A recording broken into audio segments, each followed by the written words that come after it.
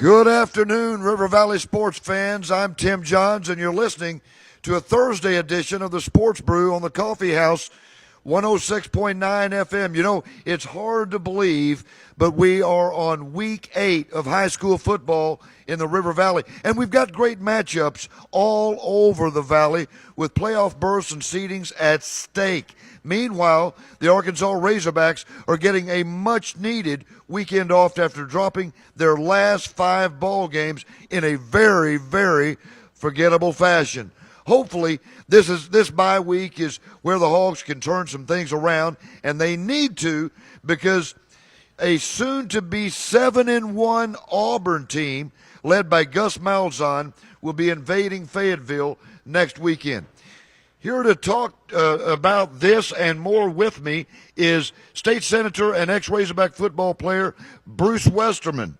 Bruce is from the Hot Springs area, and he played for Ken Hatfield's Southwest Conference championship teams in the late 80s and for Jack Crow in his first year as Razorback head coach in 1990. To say the least, Bruce knows a little bit about winning and a little bit about losing at Arkansas. Bruce, it's great to have you on the show.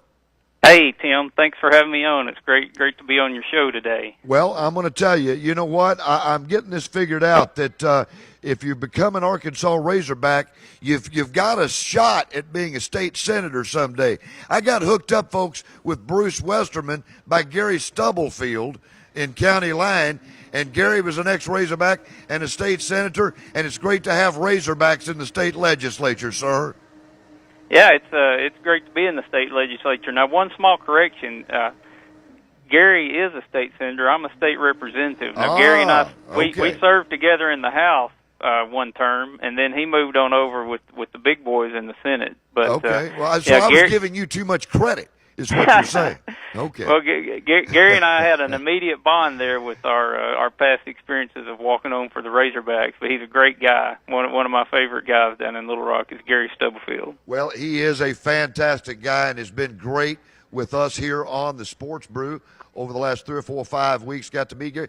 We've got Bruce, I got to tell you, the Sports Brew has a war chest of ex-Razorbacks on with us almost weekly, or really we do every week, right out of the River Valley. And we're a show, just to let you know, that is in the River Valley and for the River Valley. That's what we're kind of designed for. And I went out and fished out Ronnie Trusty, the Arm and Hammer man out of Paris. You may remember Ronnie from the Lou Holtz days, a big offensive tackle for Coach Holtz in the late 70s and early 80s. And we got the quarterback, Brad Taylor from Danville, on with us a lot. Brad's in a tree stand today. Believe it or not, looking good for Brad. Yeah, good for Brad. Yeah. And I get a feeling when deer hunting season comes along, Bruce, that's where you can find Brad most of the time.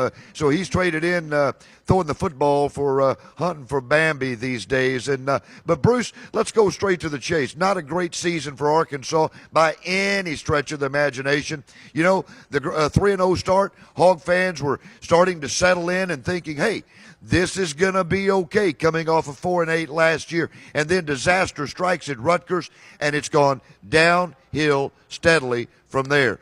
What are your thoughts on the season thus far? Well, I think you can even back up to the year before when we had the good year and the hopes were high, even with losing the coach. And then we kind of got our hopes watered down a little bit last year, and then we had the good start this year, and I think everybody got their hopes up, and now it's one of those tough years again. It really is. Bruce, talking about those River Valley players, Tim, yeah. You mentioned Ronnie Trusty. Now, his brother Reggie lived next door to me when I was playing, and then my suite mate was Shane Story from over at Charleston. So I was kind of sandwiched in a couple of River Valley guys. Yeah, and speaking of Shane Story, and you and I talked about this earlier on the phone, we've been following his son Ty Story at Charleston. What a phenomenal quarterback Ty Story is over there. And you know what, Bruce, he may be only a junior, but there are a lot of Razorback fans that are sort of clamoring to have him up there right now. We wish we did. But you know, it's just been one of those years. But, you know, I want to go back to your years at Arkansas. You got to see a little bit of the good and the bad as well. You played on 2 2 Southwest Conference championship teams in 1988 and 1989 for Coach Ken Hatfield. Played in Cotton Bowls against UCLA and Tennessee. And then in 1990, Hatfield opts to leave for Clemson, and new coach, well, he wasn't new, he was offensive coach. Jack Crow takes over as the head coach. And Bruce, I remember the bottom fell out your senior year, brother. 3-8, if I remember. How did your team and how did you guys as teammates endure that season? Because the Hogs and Hog fans are having one much like that this year. Well, it's just tough to go through that transition of a coaching change, and a lot of things change. The way you do practice, the attitude, the demeanor of the coaches and the players, and it taught me a lesson that you need to give new coaches time to get their system in place. And I know we have high expectations, but it is it's a total change of atmosphere when a new coach comes in. Yeah, it really is, isn't it? I mean, even at least with Jack Crow, you guys knew a little bit about him. I mean, he had been the offensive coordinator in 1989 for Ken Hatfield's Southwest Conference Championship. If I remember correctly, kind of helped you move over from the wishbone and the flex bone to more of an I formation set, if I remember. And, man, the offense started putting up points like a pinball machine with James Rouse and Barry Foster, Quinn Grovey, and all that great talent you had. Jim Mabry, I could go on, Rick Apolskas, all that great talent you had offensively for the Razorbacks in Ken Hatfield's last season. But you knew a little bit about him. But let me ask you this. There's a lot of, there are question marks or questions, let me put it that way. Questions abound in the state of Arkansas right now. Did we get the right coach? That's starting to pop up a lot. And you hate that kind of scenario when or that kind of question when the coach is only less than a year old, he and his staff at the job. And this coach has proven that he can win before, averaging 9.5 wins at Wisconsin in the Big Ten, which I consider to be the second best conference in America in all probability. So, he's proven it before, but right now there are a lot of questions. One that we're just now getting to, though, and I think it's trickling down to the fans last. And I don't know if any of us realized it as much as we're starting to now. The talent level at Arkansas right now is not as strong, not nearly as strong as we were led to believe or as we thought that it was. Would you not agree with that? Well, now, Tim, I was a walk-on, and I saw what kind of talent there is up there, so I'm the last person that's going to start questioning talent. I'm sure all of those guys could take me out pretty easy, but I understand what you're saying about the relative talent in the Southeastern Conference. We talked about how Coach Beelum was more of a smash mouth kind of coach, but I think in the SEC you got to be smash mouth and speed, and I think he'll eventually get the right combination of players to get his system working, and time will only tell if he's the right guy. And the way we judge the right guy anymore is if we can get 10-win seasons. So it's going to take a little time, obviously, for that to happen. But I don't want to be too quick to judge his coaching ability or his recruiting ability. No, absolutely not. And Bruce, I'm not judging his coaching ability at all. But I think it is a fair case to say that right now, and I can remember Orville Henry back in 1990. About 4 or 5 weeks after your 1990 season started, he put out an article and said that maybe recruiting had been down. Let me say this, and I'm gonna hammer this home again because Razorback fans want to point fingers somewhere, and really, sometimes pointing fingers, not sometimes, all the time, usually that pointing fingers is just not the right. You just find solutions and you go from there. That's generally how we get things done. When you start pointing fingers, a lot of negative things can happen.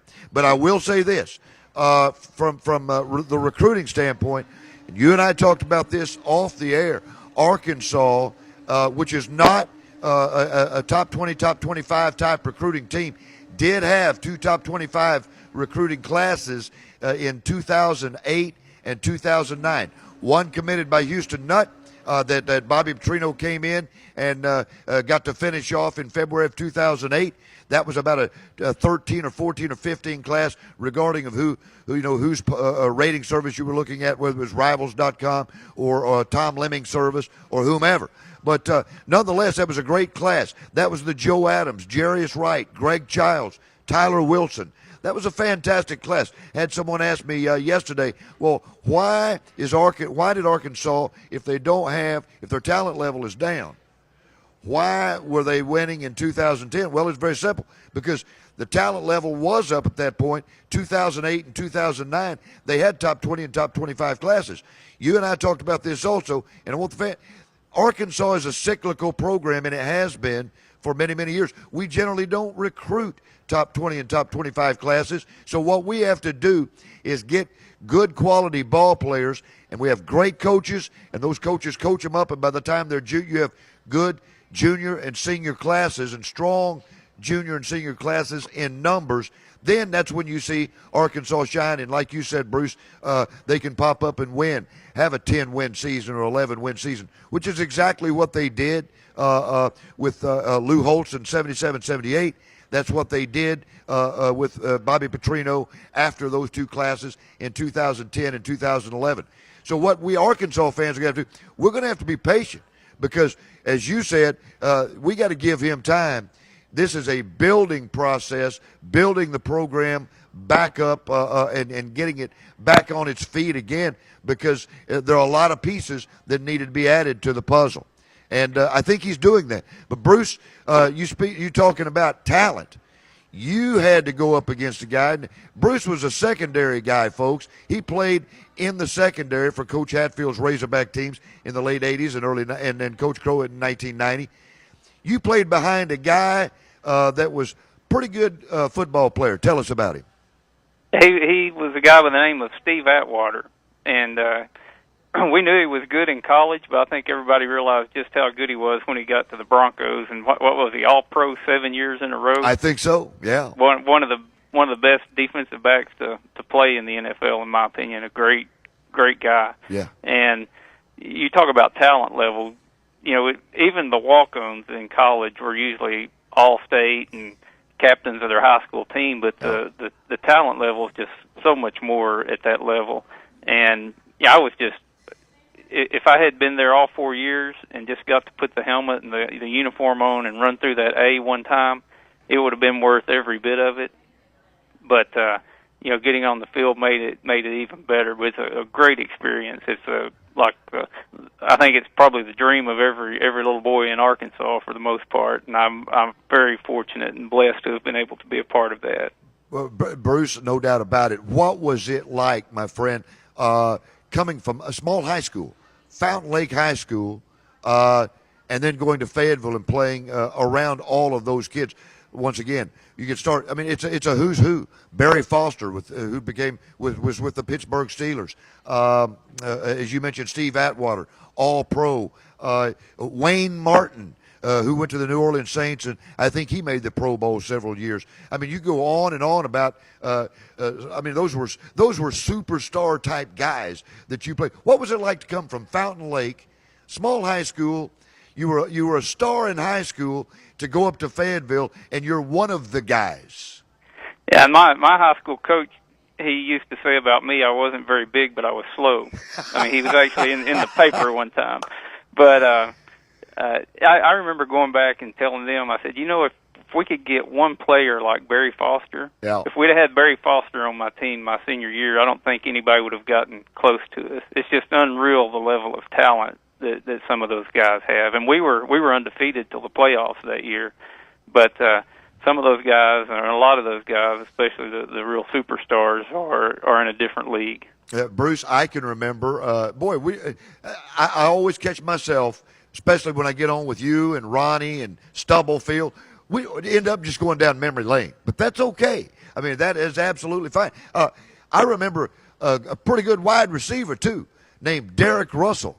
And I believe Tracy Caldwell was pretty decent as well. But Russell went on to be a pretty good pro football player, I believe, up at Denver. Is that correct? Or maybe San Diego? I'm not for sure. But Derek Russell was I think an he was at outstanding Kansas. football He player. Kansas City to start with, I believe. Okay. And then you had, wasn't, let's see, Ray Lee Johnson? Ray Lee Johnson, yeah. Yeah, I had a locker right beside Ray Lee one year. But there were some really good athletes on that team, or those teams over the years.